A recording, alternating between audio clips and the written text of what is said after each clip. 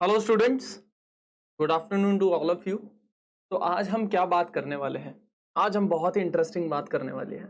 CSR net का exam अभी हुआ है और सभी टेंस्ड हैं, बट जिन बच्चों ने अच्छे से सीएसआर नेट की प्रिपरेशन की है उनके लिए एक दूसरा मौका है, आरपीएससी। अल्टीमेटली उन्होंने क्या करना है? अगर उन्होंने नेट भी क्वालिफाई करना था, क्या उनका टारगेट था असिस्टेंट प्रोफेसर लगना, कॉलेज का लेक्चरर लगना, गवर्नमेंट जॉब चाहना? अरे तो आरपीएससी आ गया है। आरपीएससी की नोटिफिकेशन आ चुकी है, फॉर्म अभी भरे जा रहे हैं। So you have the great opportunity to apply for college lecturer और I can say assistant professor. Government job है, क्लियरली एग्जाम बेस्ड है, या एग्जाम के बाद एक इंटरव्यू भी है। बट मैं आज आपको बताने वाला हूं कि एग्जाम कितना इंपॉर्टेंट है और इंटरव्यू कितना इंपॉर्टेंट है। एग्जाम है 200 मार्क्स का, इंटरव्यू है 24 मार्क्स का। अरे रुकिए, धीरे धीरे पूरी डिटेल लेते हैं। पहले मैं बता दूं कि ये RPSC Rajasthan public service commission के द्वारा नोटिफिकेशन आ चुकी है कि इसका एग्जाम होने वाला है। अभी फिलहाल एडमिट कार्ड या एग्जाम डेट्स वगैरह अनाउंस नहीं हुई है, बट ये नोटिफिकेशन है, यस एग्जाम होने वाला है। एप्लीकेशन फॉर्म्स अभी आप भर सकते हो। Hello Diksha, good afternoon. And आज बहुत ही इंपॉर्टेंट इंफॉर्मेशन है दीक्षा। अगर आपने सीएसआर नेट की अच्छी प्रिपरेशन की है, रिजल्ट तो चलो जैसा आएगा मालिक के ऊपर है, बट यहां पर आरपीएससी के लिए अलग से अच्छे से प्रिपरेशन कर सकते हो, क्योंकि काफी ज्यादा सिलेबस हमारा सीएसआर नेट से मैच करता है। काफी ज्यादा सिलेबस और लेवल बहुत ही कम है आरपीएससी का। I will tell you a bit by bit. Okay, so let's talk about it. सबसे पहले पहला क्वेश्चन क्या होता है आप सबके दिमाग में? Can we crack this exam? Of course you can. And सिर्फ not you only can, but you can easily crack this exam. बहुत ही आसान तरीके से इसको क्रैक कर सकते हो। बस क्या चाहिए? Strategy, proper guidance and dedication. ये तीनों चीजें जब मिल जाती है, सारा का सारा क्रैक हो जाता है। और ये तो एग्जाम ही बहुत आसान है, इसका तो लेवल ही बहुत आसान है। तो यहां पर किस तरीके से क्रैक होगा मैं आज यही बताने आया हूं, इसके ऊपर ही डिस्कशन होगा। क्या तीन चीजें हैं जो आपको याद रखनी है? याद क्या रखनी है? पता होनी चाहिए अगर आप कोई भी एग्जाम दे रहे हो तो। कोई भी एग्जाम, सबसे पहले एग्जाम को जानिए कि आपका एग्जाम है क्या। क्या होगा उसमें? एग्जाम पैटर्न कैसा है? ऑनलाइन होगा या ऑफलाइन होगा? एग्जाम के बाद क्या होगा? एग्जाम की कट ऑफ क्या होगी? तो ये चीजें, एग्जाम का लेवल क्या होगा, ये चीजें एग्जाम के बारे में जितना जान सकते हैं जानिए। क्या आप क्वालिफाइड हैं या नहीं हैं? अगर आप अभी क्वालिफाइड नहीं है फिर भी आप ये एग्जाम दे सकते हो या नहीं? Everything will discuss today. This is our first topic, this will be our first topic, know your exam. I will tell you everything about this exam. बिल्कुल दीक्षा, उसके बाद आएंगे इसी में क्वालिफिकेशंस पे आएंगे। Then I will tell you about the syllabus, कौन कौन सा सिलेबस आता है। Let me change my place, this place will be better for today. Then we will talk about the level of questions. Level कैसा है? Easy है, moderate है, difficult है? कंपेयर करें अगर सीएसआर नेट से तो कैसा लेवल है? क्योंकि अगर यहां पे क्वालिफिकेशन है सीएसआर नेट की तो कई बच्चे ये सोच लेते हैं अरे यार नेट तो क्वालिफिकेशन है तो इसका मतलब है उससे भी ज्यादा खतरनाक एग्जाम होगा। नहीं, अभी बात करेंगे। और उसके बाद a proper guided strategic study plan, और ये सब कहां लेकर जाएगा आपको? एक गवर्नमेंट जॉब की तरफ। Okay, so the first thing is qualification. हर बच्चे का यही सवाल है कि क्वालिफिकेशन क्या चाहिए हमें, क्या हम दे सकते हैं या नहीं दे सकते एग्जाम। जो प्रोबेबल क्वेश्चंस है उसके बारे में भी हम डिस्कस करेंगे। Good afternoon Shivangi. सबसे पहले यहां देखिए, गुड एकेडमिक रिकॉर्ड होना चाहिए आपके पास। गुड एकेडमिक रिकॉर्ड से क्या मतलब है? 55% marks at the masters degree. Masters degree में मिनिमम 55% आपको चाहिए। और गुड एकेडमिक रिकॉर्ड से उनका क्या मतलब है कि आपका ग्रेजुएशन में, 11th-12th में और मास्टर्स लेवल में एवरेज 50% से ऊपर ही रहना चाहिए। अगर इन तीनों लेवल्स पे आपका कभी भी परसेंटेज 50% से नीचे गया है तो you are not eligible, you are not qualified to give this exam. सब ग्रेजुएशन में भी, मास्टर्स में भी एंड 11th-12th में भी, सब में 50% से ऊपर रहना चाहिए। ओके, तो ये बात ध्यान रखिए, गुड एकेडमिक रिकॉर्ड का यही मतलब है। And plus the major qualification is 55% से ऊपर होना चाहिए। ऑफ कोर्स काफी सारे मतलब इसके साथ रिलैक्सेशंस भी हैं। I am talking about in general, okay, general की बात कर रहा हूं। रिलैक्सेशन आप आरपीएससी के ऑफिशियल वेबसाइट पे देख सकते हैं, यहां पे मैं जनरली बता रहा हूं, ओके। दीक्षा आपके सारे क्वेश्चंस का जवाब होगा, बस इसको कंटिन्यूअसली देख लीजिए। मैं अभी यहां पर चैट पर रिप्लाई नहीं कर पाऊंगा, अभी बस इसको कंटिन्यूअसली देख लो, हो सकता है कि एंड तक आपके सारे के सारे डाउट ही क्लियर हो जाएं। यहां देखो, मास्टर्स डिग्री रेलेवेंट सब्जेक्ट्स में होनी चाहिए, मतलब कि आपकी मास्टर डिग्री फिजिक्स में ही होनी चाहिए, तभी आप आरपीएससी फिजिक्स दे पाओगे, ओके। आगे third qualification, net and set is compulsory. आपके पास या तो नेट क्वालिफाई या सेट क्वालिफिकेशन होनी चाहिए, या फिर अगर नहीं भी है तो आपकी पीएचडी डिग्री होनी चाहिए आपके पास। तो these are the qualifications for RPSC exam. You will be qualified if you have either NET और सेट और you have a PhD degree. And the fourth criteria is your age should be between this. Of course, relaxation will be there. 5 years या 3 years या 7 years का relaxation हमेशा रहता है for the girls age and the for everything. But I am talking about in general. Okay? क्योंकि general की तादाद ज्यादा है तो मैं उन्हीं के हिसाब से यहाँ पे मैं प्रेजेंट कर रहा हूँ। एंड अगर किसी को पर्टिकुलरली जानना है कुछ, he can comment in the comment section. I'll talk there. I'll answer there. But ये this is the general qualification. For the students who want to apply for RPSC, they can apply if they have these qualifications. But still इसके बाद कई बच्चों का क्या सवाल आता है, क्या एक्सपेक्टेड क्वेश्चंस क्या होते हैं रिलेटेड आरपीएससी की क्वालिफिकेशन के लिए? Sir I am in MSc final year, can I apply? Sir I am MSc pass out but don't have NET और SET, can I apply? This is my last year of PhD, I am not completed PhD, can I apply? So इन सब के answers क्या हैं? अगर मैं answer बोलूं इन सब के तीनों क्वेश्चंस के, एक ही आंसर है, यस यू कैन। और मैं ये ऐसा क्यों बोल रहा हूं? ऐसा मैं इसीलिए बोल रहा हूं, उसका रीजन यही है कि अभी आप एमएससी फाइनल ईयर में हो और एग्जाम दोगे सीएसआर नेट का, तो रिजल्ट आने तक अगर इसका रिजल्ट नहीं आया, इंटरव्यू डेट नहीं आई, तो यू आर एप्लीकेबल। इसका मतलब है कि आपको मास्टर्स डिग्री कब चाहिए? At the time of interview, जब आरपीएससी का इंटरव्यू हो रहा होगा तब आपको मास्टर्स डिग्री चाहिए, तब आपको सीएसआर नेट का सर्टिफिकेट चाहिए, तब आपकी पीएचडी डिग्री चाहिए, जब इंटरव्यू होगा। तो जब तक इंटरव्यू होगा तब तक तो क्या पता ये सब क्वालिफाई हो जाए, तब तक नेट भी निकल जाएगा, तब तक मास्टर डिग्री तो हो ही जाएगी, और लास्ट ईयर पीएचडी का है तो वो भी हो जाएगा। So don't take risk, you can apply and you will surely apply. करना चाहिए आपको अप्लाई। मैं दोबारा बता रहा हूं, चाहे कोई फाइनल ईयर में है, चाहे वो पास आउट हो चुका है, उसके पास नेट का सर्टिफिकेट नहीं है, और चाहे वो पीएचडी के उसका आखिरी साल है, मैं कहूंगा इन तीनों केसेस में आपको ये फॉर्म अप्लाई करना चाहिए। Got it? इन तीनों का आंसर यस है, और इसका रीजन ये है कि आपको मास्टर डिग्री, नेट का सर्टिफिकेट और पीएचडी का सर्टिफिकेट इंटरव्यू के टाइम तक दिखाना है उनको, आरपीएससी वालों को, इंटरव्यू के टाइम तक। अगर तब तक आपके पास नहीं है कोई प्रॉब्लम नहीं है, but at the time of interview you should have these certificates, okay. और इसका एग्जाम कब होने वाला है और उसके आगे रिजल्ट कब आएगा, इंटरव्यू कब होगा, उसकी डेट अभी फिक्स नहीं है। It will be surely fix, मतलब आ जाएगा, थोड़ी टाइम में ही नोटिफिकेशन आ जाएगा, you can just wait, okay. इनका आंसर यस है। अब एक और क्वेश्चन रहता है बच्चों का, क्या आई am not from Rajasthan, can I apply? And इसका भी क्या आंसर है? Yes, you can apply. Every students, चाहे वो राजस्थान का है चाहे नहीं है, वो अप्लाई कर सकता है। यहां पे फर्क क्या आएगा कि अगर कोई स्टूडेंट राजस्थान का नहीं है तो वो as a general candidate consider होगा, ही विल बी कंसीडर्ड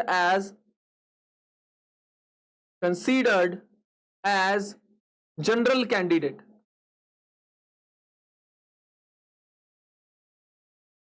इसका क्या मतलब है? इसका यह मतलब है कि मान लीजिए वो अपने स्टेट में किसी कैटेगरी में लाया करता है, वो एक्सपेक्ट नहीं कर सकता कोई reservation from this RPSC lectureship, वो एज ए जनरल कैंडिडेट ही वहां पे कंसीडर किया जाएगा, और उसको उसकी जो रैंकिंग होगी, उसके जो मार्क्स होंगे, कट ऑफ जो होंगी, वो एक जनरल कैटेगरी के हिसाब से ही देखा जाएगा, ओके। तो अगर आप राजस्थान से नहीं हो तो if you are from Rajasthan you have special quotas, यहां पे आपकी कुछ सीट्स फिक्स्ड हैं, तो वहां पर आप उसके लिए, मतलब राजस्थान वालों के लिए यस थोड़े से प्रेफरेंसेस है, बट अगर कोई स्टूडेंट राजस्थान से नहीं है तो वो अप्लाई कर सकता है, इसका आंसर यस है, बट उसके पास कोई रिजर्वेशन कोटाज नहीं होंगे, he will be considered as general candidate. Okay, मेरे ख्याल से ये भी क्वेश्चन बहुत अच्छे तरीके से क्लैरिफाई हो चुका है। तो क्या ये क्वेश्चंस, ये देखिए यहां पे 3 क्वेश्चंस और ये चौथा क्वेश्चन, क्या मुझे ये 4 क्वेश्चंस नीचे कमेंट सेक्शन में देखने को नहीं मिलेंगे? बिल्कुल नहीं मिलेंगे, क्योंकि मैंने यहां पे बता दिया है। आगे देखिए, पेपर पैटर्न, क्वालिफिकेशन पता लग गई है। यहां पर मैं आपको एग्जाम के बारे में भी बताऊंगा, अभी पहले ये देखिए पेपर पैटर्न कैसा होता है। 3 पेपर्स आते हैं, paper 1, paper 2 and paper 3।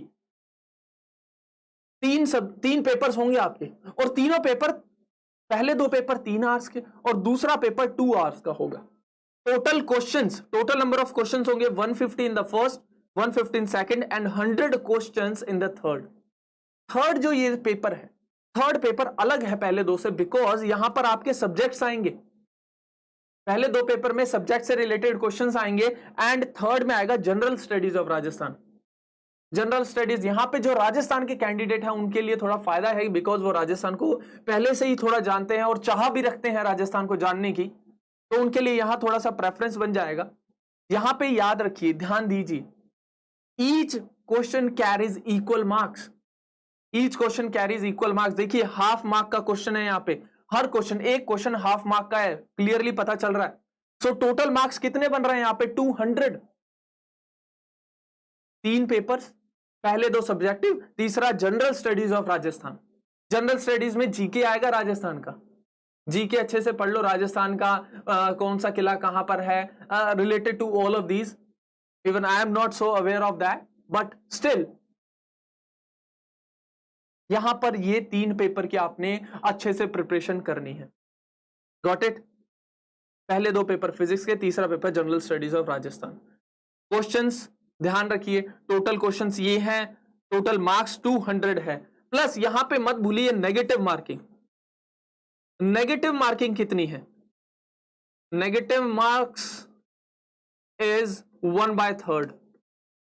1/3 negative marking है इन सभी क्वेश्चंस में, तो यहां पे नेगेटिव मार्किंग का भी बहुत अच्छे से ध्यान रखना है, ज्यादा तुक्के नहीं चलाने, बिकॉज क्वेश्चंस बहुत हैं और टाइम 3 घंटे है, समझे? मतलब 180 मिनट्स में, 180 मिनट्स में आपको 150 क्वेश्चंस करने हैं। तो अगर मैं एवरेज मान के चलूं, एवरेज नहीं आपको एक लिमिट दे दूं, तो मैं बोलूंगा कि 1 मिनट 5 सेकंड के अंदर आपको क्या करना है, एक क्वेश्चन अटेम्प्ट करना है। तो सोचो उसकी लेवल कैसा होगा, यहीं से लेवल का अंदाजा हो जाता है कि लेवल जस्ट कॉन्सेप्चुअल बेस्ड होगा या फिर ऐसा होगा जिसका डायरेक्ट या तो आता है या नहीं आता, या फिर बहुत ही लिमिटेड कैलकुलेशन होगी, इन 2 और 3 लाइंस कैलकुलेट करो, डन, आंसर टिक। तो लेवल से भी यहां पे अंदाजा हो रहा है। तो यहां पे पेपर के साथ साथ इंटरव्यू भी होगा। जो बच्चे यहां कट ऑफ क्लियर करते हैं उनका इंटरव्यू होगा, और इंटरव्यू होगा 24 मार्क्स का। अगर यहां पर मैं इंटरव्यू के लिए भी लिख दूं, एक ही पेज पे अगर सारी इंफॉर्मेशन आ जाए, that will be more better. Interview होगा 24 मार्क्स का। तो मतलब आपका जो फाइनल लिस्ट निकलेगी, फाइनल कट ऑफ लिस्ट निकलेगी, फाइनल रैंकिंग लिस्ट निकलेगी, वो 224 मार्क्स में से निकलेगी। अब सोच के देखो, आपको पेपर के लिए ज्यादा तैयारी करनी चाहिए या इंटरव्यू के लिए? कुछ बच्चे इंटरव्यू से घबराते हैं, तो वो सोचते हैं अरे यार पेपर तो क्लियर कर लो बट इंटरव्यू में रह गया। इंटरव्यू के तो 24 मार्क्स ही हैं।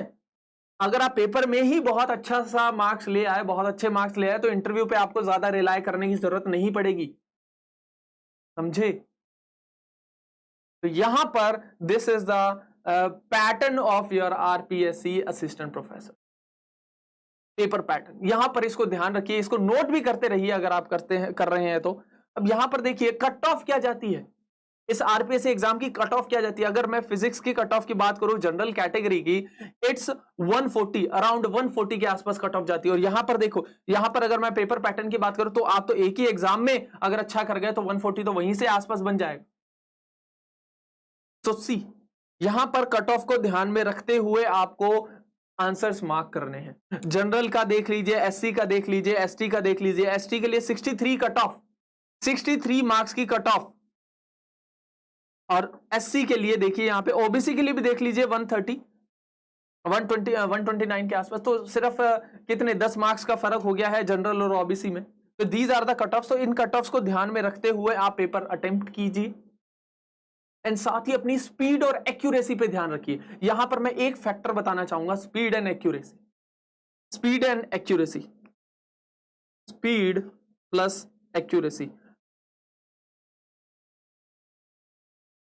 यहां पर यह मत सोचो कि हर एग्जाम में हमें स्पीड और एक्यूरेसी दिखानी होती है, नहीं, क्योंकि हमें पता है सीएसआर नेट में हमें स्पीड नहीं दिखानी, हमें एक्यूरेसी दिखानी होती है। तो यहां पर अगर मैं बात करूं आरपीएससी के लिए, तो हमें स्पीड भी बहुत जरूरी है। एक्यूरेसी फिर भी कम हो जाए बट स्पीड कम नहीं होनी चाहिए। ये एक फैक्टर्स हैं जो एक्सपीरियंस के साथ आते हैं। Okay good. क्योंकि अगर आपके पास टाइम बचता है क्वेश्चन रिव्यू करने का, तो इसका मतलब है रिव्यू के टाइम पर अगर आपके पास 20 से 25 मिनट भी रहते हैं आखिरी के, तो रिव्यू के टाइम पे मैं गारंटी देता हूं कि कोई बच्चा 15 से 20 मार्क्स स्कोर कर जाता है, अगर उसके पास इतना टाइम है कि वो रिव्यू कर ले। करता है, वो स्कोर करता है, ये फैक्ट है। अगर वो पूरा पेपर एक बार रिव्यू कर ले तो, क्योंकि दोबारा पढ़ता है तो उसको स्ट्राइक हो जाता है, समझे। सिलेबस देखो, मैंने बताया था पेपर 1 भी है, पेपर 2 भी है एंड एक जनरल स्टडीज का पेपर है। ओके, तो यहां पे सब्जेक्टिव का सिलेबस मैं यहां पे बताने जा रहा हूं। पेपर 1 का क्या सिलेबस है? पेपर 1 में electromagnetic theory, electronics, circuit analysis. Circuit analysis ज्यादातर इलेक्ट्रॉनिक्स के अंदर ही है और कुछ एक्सपेरिमेंटल बेस्ड है। ध्यान रखिए यहां पर डिफरेंट क्या टॉपिक्स हैं। अगर मैं सीएसआर नेट से कंपैरिजन करूं तो ये topic and this topic is different. ये सिर्फ नाम से ही डिफरेंट है। यहां पे कंडेंस मैटर में सॉलिड स्टेट फिजिक्स के ही क्वेश्चंस होते हैं, बट सिर्फ सॉलिड स्टेट फिजिक्स नहीं, यहां पर ये सेमीकंडक्टर के अंदर ले जाता है, थोड़ा थोड़ा इलेक्ट्रॉनिक्स के अंदर भी घुस जाता है। ओके, तो सुपर कंडक्टर्स वगैरह की भी बात हो जाती है यहां पे। तो कंडेंस मैटर फिजिक्स में आपको फर्स्ट पेपर, मतलब ये this is the syllabus of paper 1। ये यहां पर आपको इसको ध्यान रखना है। ये topics electromagnetic theory, electronics, atomic molecular physics, ये क्वेश्चंस ऐसे आएंगे यहां पर कि वो डायरेक्ट क्लिक हो जाएगा, direct click, conceptual based, concepts अच्छे होने चाहिए बस।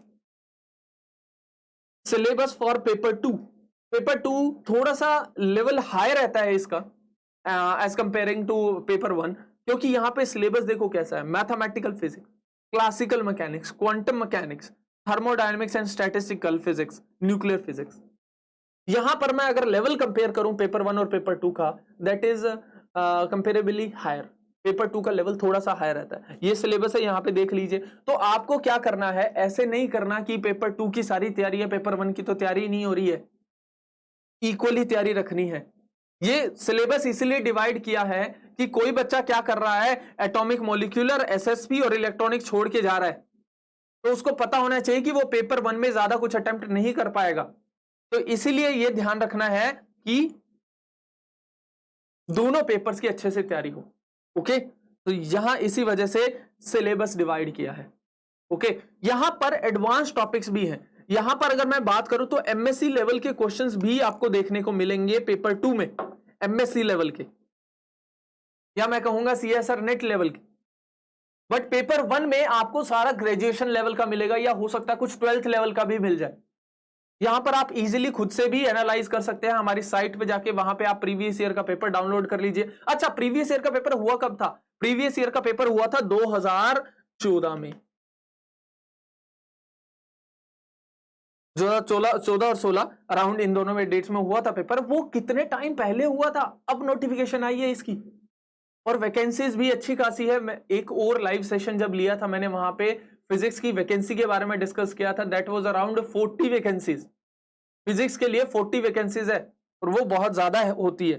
अगर कोई यहाँ पे स्ट्रगल कर रहा है फॉर द करियर रिलेटेड, तो वो उसको पता है कि 40 वैकेंसीज कम नहीं होती है। एक्सपेक्टेड लेवल ऑफ क्वेश्चंस का लेवल कैसा होगा, मैंने आपको सिलेबस बता दिया, पेपर डिवीजन बता दिया, कट ऑफ हो गया, बट लेवल क्या रहता है, क्योंकि लेवल के हिसाब से हमें प्रिपरेशन करनी है। सो दैट इज 20% जो क्वेश्चंस होंगे वो 12th लेवल के होंगे, या मैं कहूंगा जेई या नीट लेवल के, ज्यादा बेहतर तरीके से होगा तो नीट लेवल के क्वेश्चंस होंगे। किसके? 20% क्वेश्चंस नीट लेवल के, 50% जो क्वेश्चंस होंगे वो ग्रेजुएशन लेवल के होंगे and 30% from the masters level. यहां पे मास्टर्स लेवल में ही रैंकिंग का फर्क पड़ जाता है, रैंकिंग का फर्क यहां पे पड़ता है। बट अगर यहां पे समझदारी वाली ये बात ये है कि अगर आप ये दोनों टॉपिक्स भी अच्छे से क्लियर कर लें, ये दोनों टॉपिक्स इतने अच्छे से कर लें कि जहां पर आपके मैक्सिमम मार्क्स है, 90% मार्क्स आ जाएं, तो आपको मास्टर्स लेवल के क्वेश्चंस की जरूरत ही नहीं। This is all based on strategy. Cut off आपने देखी है ना, 140 कट ऑफ जाती है। टोटल पेपर कितना है आपके पास? टोटल पेपर है 200 मार्क्स का। तो यहां पर सोचने वाली ये बात है कि 140 मार्क्स में भी आप क्लियर कर सकते हैं ये पेपर, समझे? यहां पे देखिए, तो ये यहां पे एक्सपेक्टेड लेवल रहेगा क्वेश्चंस का। ज्यादातर क्वेश्चन मॉडरेट लेवल के रहते हैं, ग्रेजुएट लेवल के, ठीक है। और यहां पे देखिए, अगर आप सिलेबस और प्रीवियस ईयर पेपर जानना चाहते हैं, मतलब ये देखना चाहते हैं, इसको आप अपने आप से एनालाइज कर सकते हैं, तो आप आरपीएससी की ऑफिशियल वेबसाइट पे देख सकते हैं। नहीं तो अभी थोड़ी देर में मैं आपको साइट पे भी लेकर चलूंगा, वहां पे आपको इन सब के बारे में डिटेल इंफॉर्मेशन भी दिखा दूंगा कि बाकी और डिटेल पढ़ना है तो वहां पर चले जाओ। पूरा गाइडेड पाथ दे रहा है आईपीएस, तो आपको ज्यादा मेहनत करने की जरूरत नहीं है, बस आपको अपनी स्ट्रैटेजी पे ध्यान देना है और आपको डेडिकेशन रखनी है। ओके, अब आगे देखिए, स्टडी प्लान क्या होना चाहिए। Study plan is very important. सबसे पहले आप कोशिश कीजिए नीट लेवल के क्वेश्चन, यहां पर आप एचसी वर्मा की बुक उठा सकते हैं। एचसी वर्मा की बुक को अगर आप अच्छे से प्रिपेयर कर लें तो आपका ये 12th लेवल तो बहुत ही शानदार तरीके से क्लियर हो जाएगा। कई क्वेश्चंस डायमेंशनल एनालिसिस पे आ जाते हैं, रोटेशनल डायनेमिक्स पे, ग्रेविटेशन पे, जो हमने 12th क्लास में पढ़े थे, तो वो आप एचसी वर्मा की बुक से अच्छे से क्लियर कर सकते हैं अगर 12th लेवल की मैं बात करूं तो। अगला देखिए, स्टैंडर्ड ग्रेजुएट बुक्स यूज कीजिए, क्योंकि वहां पे थ्योरी वाइज, कॉन्सेप्चुअल वाइज हर चीज बताई होती है। तो अगर आपके ग्रेजुएशंस में जो जो बुक्स आपने पढ़ी है, आप वही बुक्स उठाइए, कोई अलग बुक्स ना उठाइए, वही बुक्स यूज कीजिए जो आपने ग्रेजुएशन लेवल में पढ़ी है to study these questions RPSC के लिए। मास्टर्स लेवल के लिए क्या है, स्पेशली स्ट्रैटेजिक स्टडी चाहिए। यहां पे प्रॉब्लम आती है, यहां से अगर आप डायरेक्ट बुक उठाते हो तो आपका टाइम भी बहुत जाएगा और आपको स्ट्रैटेजिक वे भी नहीं पता लगेगा। क्योंकि यहां पे मास्टर्स लेवल में मैंने बुक्स काफी पढ़ी हैं, उसमें अगर मैं कंपेयर करूं आरपीएससी लेवल का या फिर सेट लेवल का कंपेयर करूं, तो वहां पे डायरेक्ट चीजें नहीं बताते हैं, वहां बहुत घुमा भी देते हैं और प्लस एक्स्ट्रा भी बहुत है। सो मास्टर्स लेवल के लिए मैं आपको कंसीडर करूंगा कोचिंग के notes, coaching notes. Master level को बहुत ही शानदार तरीके से करना है, और शानदार तरीके से भी ऐसे coaching notes plus standard books भी यूज कीजिए, स्टैंडर्ड, बिकॉज कोचिंग वाले आपको एरिया बताएंगे कि कौन कौन से एरिया में पढ़ना है। सिर्फ आपने हर चीजें नहीं पढ़नी, कौन कौन से एरिया में पढ़ना है, और उसको अगर स्टैंडर्ड बुक से आप पढ़ लें, एक बार रीडिंग मार लें, तो आपको कंपेयर हो जाएगा और कई कॉन्सेप्ट्स क्लियर हो जाएंगे। So this kind of strategy I can offer you. Graduate books, standard graduate books, okay. यहां पे क्वेश्चन प्रैक्टिस बहुत ज्यादा जरूरी है, क्वेश्चंस प्रैक्टिस, और जितना ज्यादा पढ़ सकते हो कवर मैक्सिमम सिलेबस। यहां पे मैं एक एडवाइस देना चाहूंगा, cover as maximum syllabus as you can, cover maximum syllabus.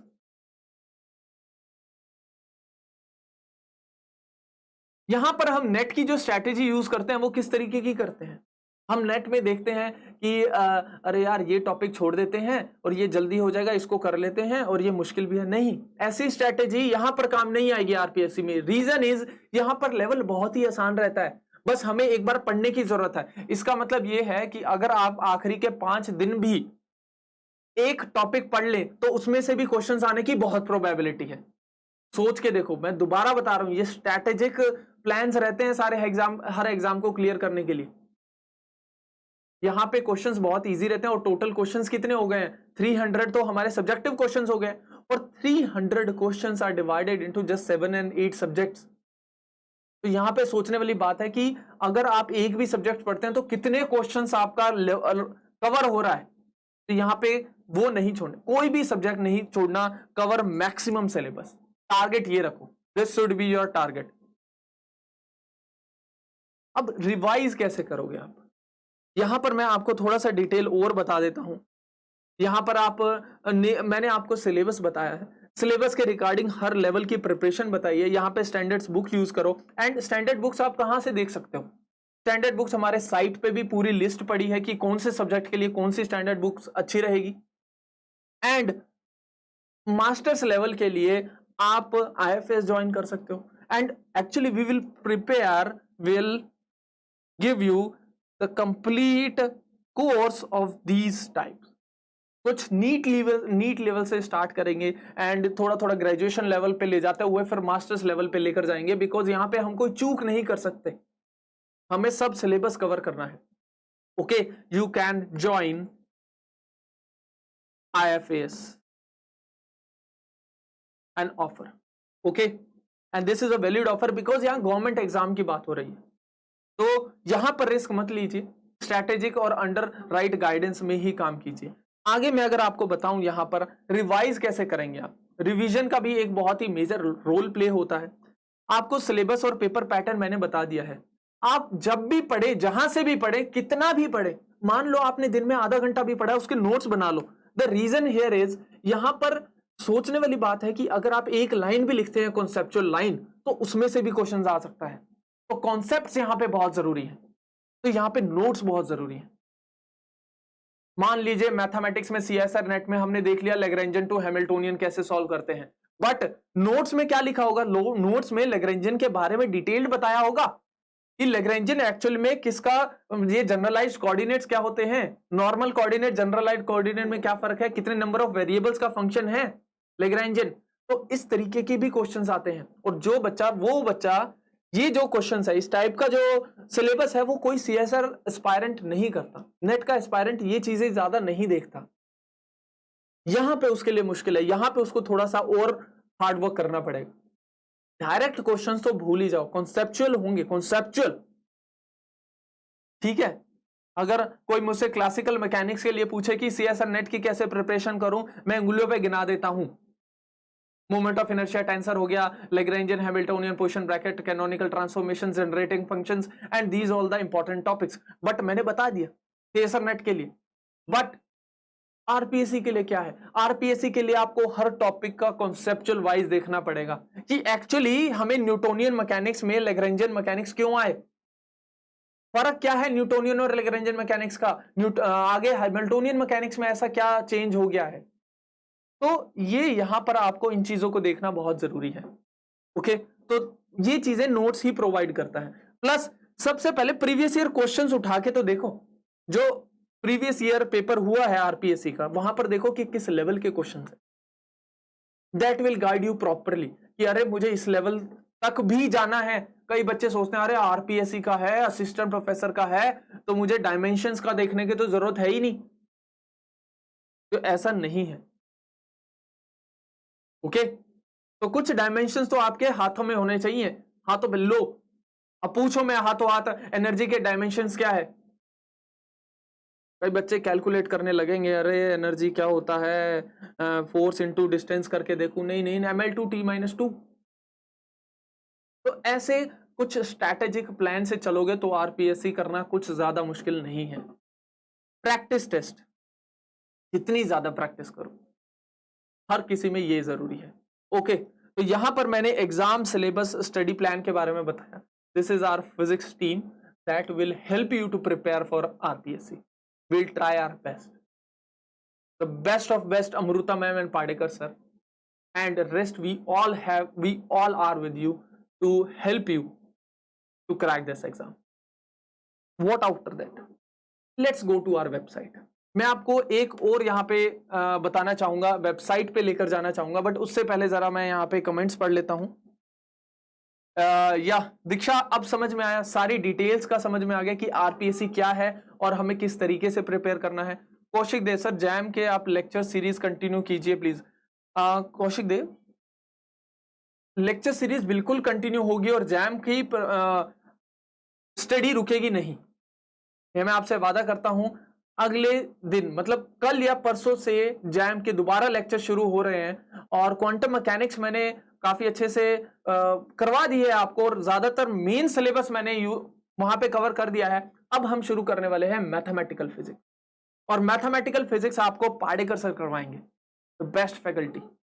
Okay, तो पाडेकर सर आपको मैथमेटिकल फिजिक्स करवाने वाले हैं, जस्ट वेट। एंड कॉन्टेस्ट देना मत भूलिए, वहां पे आईआईटी जैम के साथ कॉन्टेस्ट भी होगा। तो हम चलो आरपीएससी की बात कर रहे थे, now let me take you through our website. यहां पे अगर वेबसाइट की बात करें, वेबसाइट से आप बहुत कुछ चीजें डायरेक्टली समझ सकते हैं। बस आपको वेबसाइट पे जाना है and you will get all the information. Let me take you through that. यहां पर देखो, यहां पर मैंने आईएफएस ऑनलाइन की वेबसाइट खोली डायरेक्ट। आईएफएस मैंने गूगल पे टाइप किया, ifsonline.com, ये वेबसाइट खुलकर आ गई है मेरे सामने। अब यहां पर मैं क्या करूंगा, यहां पर आरपीएससी पे क्लिक करूंगा। आरपीएससी आप देख पा रहे हैं मेरे जस्ट पीछे, दिस इज आरपीएससी। यहां पर मैंने क्लिक किया, आरपीएससी के ऊपर क्लिक करते हुए मेरे पास अब यहां पे सब्जेक्ट ऑप्शंस आ गए हैं।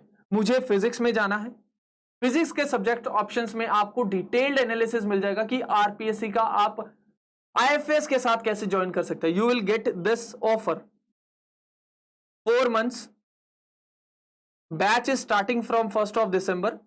ओके, और यहां पर देखिए 4 मंथ का सब्सक्रिप्शन आप ले सकते हैं इन जस्ट 21,000। एंड उसके अंदर क्या क्या फैसिलिटीज आएंगी वो देखना ज्यादा जरूरी है। ऑनलाइन लाइव क्लासेस होगी, अगर लाइव क्लासेस अटेंड ना कर पाए तो उसका रिकॉर्डेड सेशन भी आपको प्रोवाइडेड होगा। कभी भी देखिए, कहीं भी देखिए, और उसके लिए आपको नेट खर्च करने की भी जरूरत नहीं है, वो डाउनलोड भी हो जाते हैं, ये फैसिलिटी है। और ऐप के थ्रू आप टीचर से चैट कर सकते हैं, ऑडियो फंक्शनैलिटी है, ये सब टेस्ट सीरीज। संडे हर वीक आपको एक टेस्ट मिलेगा इन द सेम पैटर्न, तो वो आप टेस्ट दे सकते हैं। एंड साथ ही साथ आपको एंड में मॉक टेस्ट भी प्रोवाइड होंगे। तो दीज आर ऑल द, और टीचर्स हैंड नोट मत भूलिए, आपको नोट्स भी प्रोवाइडेड होंगे, जो टीचर्स क्लास में करवाएगा उसके एग्जैक्ट नोट्स आपको मिलेंगे। So these all are the benefits of this payment, 21,000 only for 4 months। अब यहां पर हम एक्चुअल में, और बाकी आपको डिटेल्स देखना हो about the recorded session, test series, class features, you can go here. Okay, teachers के रिकॉर्डेड सेशंस देखने हैं तो you can directly go here. Okay, अब यहां पर देखिए, यहां पर मेरे जस्ट अबव में, let me move aside for some time.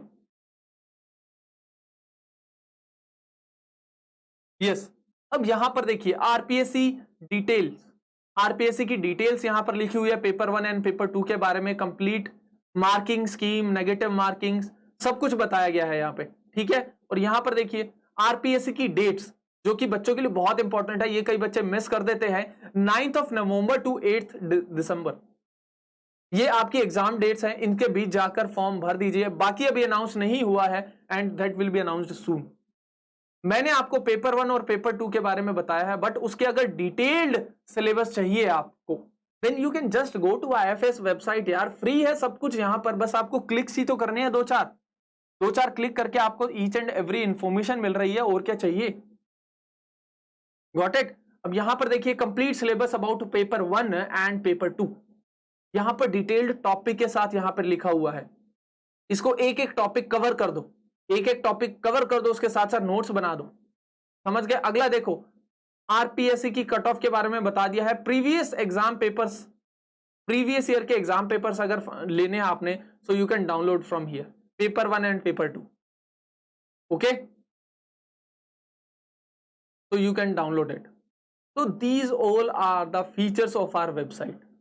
यहां पे जल्द ही टेस्ट सीरीज का एंड एवरीथिंग उसका प्लान अपडेट हो जाएगा, तो आप वहां से वो भी अवेल कर सकते हो।